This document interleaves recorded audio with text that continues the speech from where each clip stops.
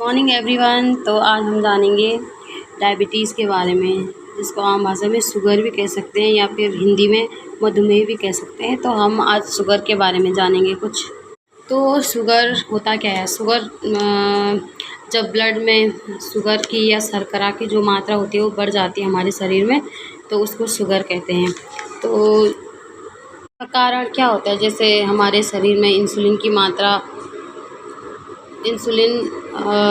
नहीं बनता है, जो अग्न्याशय होता है, जो पेनक्रियाज होता है, वो हमारे शरीर में जो पेनक्रियाज होता है वो इंसुलिन को स्रावित करता है, इंसुलिन को सिक्रेट करता है।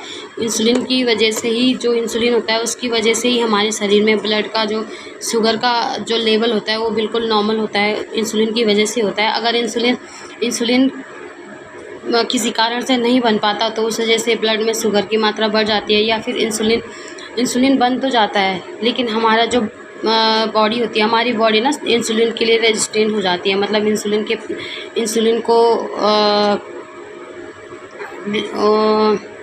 को एब्जॉर्ब नहीं कर पाती है, तो उस वजह से भी डायबिटीज़ हो सकता है। जो नॉर्मल शुगर होती है, एक मानव की जो नॉर्मल शुगर होती है, फास्टिंग शुगर, खाली पेट की जो शुगर होती है वो 70 से 100 mg/dl होती है। 70 से 100 mg/dl अगर शुगर है किसी खाली पेट, अगर शुगर 70 से 100 mg/dl है तो वो शुगर नॉर्मल माना जाता है। और अगर खाना खाने के बाद रैंडम ब्लड शुगर, खाना खाने के बाद 140 से ज़्यादा अगर शुगर है तो वो नॉर्मल नहीं है। 140 से कम अगर शुगर है तो वो नॉर्मल है। खाना खाने के बाद 140 mg/dl से कम जो शुगर है वो नॉर्मल होती है। इसके कुछ लक्षण होते हैं, जैसे बहुत ज़्यादा प्यास लगती है पेशेंट को, बहुत ज़्यादा भूख लगती है, बार बार यूरिनेशन होता है, बार बार बाथरूम जाता है, कमज़ोरी हो जाती है, आँखों की जो दृष्टि होती है वो ना धुंधली हो जाती है, सिर दर्द हो सकता है, पेट दर्द हो सकता है, और डिहाइड्रेशन हो जाता है, मतलब शरीर में पानी की कमी हो जाती है, सूजन भी हो सकती है। और जो महिलाएं होती हैं या फिर जो पुरुष भी होते हैं उनको यूटीआई, यूरिनरी ट्रैक इन्फेक्शन, मतलब यूटीआई, मतलब जो यूरिन का जो रास्ता होता है उसमें ना इन्फेक्शन हो सकता है शुगर की वजह से। जो डायबिटीज़ के जो पेशेंट होते हैं उनको जो प्रोटीन की ज़रूरत होती है वो तो नॉर्मल जितना एक नॉर्मल आदमी ले सकता है प्रोटीन, उतना ही एक डायबिटिक पेशेंट भी ले सकता है प्रोटीन। उनको विटामिन्स और जो खनिज लवण होते हैं वो ज़्यादा लेने चाहिए। विटामिन्स के लिए मल्टीविटामिन की टैबलेट भी ले सकते हैं वो लोग, और खनिज के लिए हरे पत्तेदार सब्जियां, और जो जिन फ्रूटों में शुगर कम हो ऐसे फ्रूट ले सकते हैं। जैसे इसमें आते हैं फलों में जिनमें शुगर की मात्रा कम होती है, ऐसे फल हो सकते हैं, नींबू हो सकता है, संतरा हो सकता है, जामुन ले सकते हैं, पपीता ले सकते हैं, नाशपाती ले सकते हैं, अमरूद ले सकते हैं। ये फल ले सकता है डायबिटिक पेशेंट।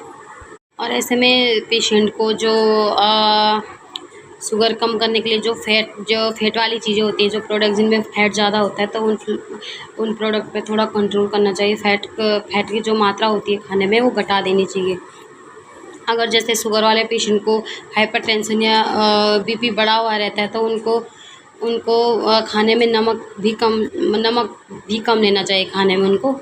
जो पेशेंट है उनको लहसुन प्याज खाना चाहिए, और अनाज में जैसे चावल और मक्का उनको बिल्कुल खाना नहीं चाहिए। चावल और मक्का नहीं खाना चाहिए, इससे शुगर बढ़ सकती है। और शुगर वाले पेशेंट को जो दवाइयाँ डॉक्टर प्रिस्क्राइब करता है, जो दवाइयाँ डॉक्टर देता है वो दवाइयाँ टाइम टू टाइम लेनी चाहिए। और बॉडी में जो सख्त हिस्से हो जाते हैं, जो मस्से हो जाते हैं, उनको काटना नहीं चाहिए, क्योंकि जो शुगर वाला जो पेशेंट होता है उनको घाव भरने में थोड़ा ज़्यादा टाइम लग जाता है, घाव को भरने में ज़्यादा टाइम लगता है। और अगर शुगर वाला जो पेशेंट है उसको पैरों में ज़्यादा पसीना आता है तो पाउडर लगाना चाहिए। वाले पेशेंट को रोज़ व्यायाम रोज़ करना चाहिए। तो छोटी मोटी चोटें होती है, स्कार लग गया या चाकू से कट गया, कुछ भी हो गया, ठोकर लग गई, छोटी मोटी जो चोटें होती हैं उनको बहुत जल्द से जल्द ठीक कराने की कोशिश करनी चाहिए, जल्द से जल्द डॉक्टर को दिखाना चाहिए, क्योंकि शुगर की वजह से वो घाव ख़राब भी हो सकते हैं या फिर वो भरने में बहुत ज़्यादा टाइम लगता है। तो आपको मेरा वीडियो कैसे लगा कमेंट में बताइएगा, और अच्छा लगा तो लाइक कीजिएगा, शेयर कीजिएगा, और कमेंट ज़्यादा से ज़्यादा कीजिएगा। Thank you.